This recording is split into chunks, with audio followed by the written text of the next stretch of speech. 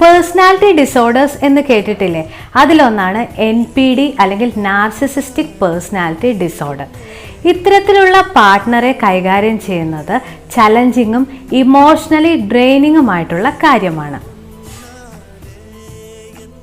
അതിന് ആദ്യം narcissistic personality disorder എന്ന റിയാലിറ്റി മനസ്സിലാക്കണം. ഇവർക്ക് എംപതി കുറവായിരിക്കും, കൺട്രോളിംഗ് ബിഹേവിയർ ആയിരിക്കും. അതുപോലെ തന്നെ മറ്റുള്ളവരുടെ പ്രശംസ എപ്പോഴും ആഗ്രഹിക്കുന്നവരായിരിക്കും ഇവർക്കൊരു ഹെൽത്തി റിലേഷൻഷിപ്പ് മെയിൻറ്റെയിൻ ചെയ്യാൻ പാടായിരിക്കും.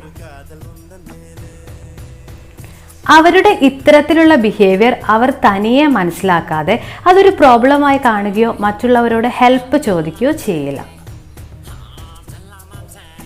NPD ഉള്ള പാർട്ട്ണറുടെ അടുത്ത് ക്ലിയർ ആയി ഒരു ബൗണ്ടറി ക്രിയേറ്റ് ചെയ്യുകയാണ് ആദ്യം ചെയ്യേണ്ടത്. ഇമോഷണൽ മാനിപ്പുലേഷൻ, ഡിസ്റെസ്പെക്ട് ഇതൊന്നും സഹിക്കാൻ പറ്റില്ല എന്ന് പറയാം. അടുത്തത് കമ്മ്യൂണിക്കേഷനാണ്. ദേഷ്യപ്പെടൽ കൂടുതൽ വഴക്കിലേക്ക് നയിക്കും. ഡയറക്റ്റ് ക്രിറ്റിസിസംസ് അവോയ്ഡ് ചെയ്യുക. പാർട്ട്ണറുടെ ബിഹേവിയറിനെ പറ്റി ഒരു കൗൺസിലറുടെ അല്ലെങ്കിൽ തെറാപ്പിസ്റ്റിൻ്റെ അടുത്ത് തുറന്നു പറയുക. അവർ കൂടുതൽ കോപ്പിംഗ് സ്കിൽസ് പറഞ്ഞു തരും.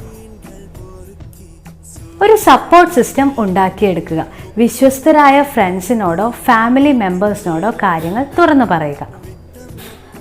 CBT പോലുള്ള തെറാപ്പിയും കപ്പിൾ കൗൺസിലിങ്ങും ഒരു പ്രൊഫഷണലിനെ കണ്ട് സ്വീകരിക്കാം.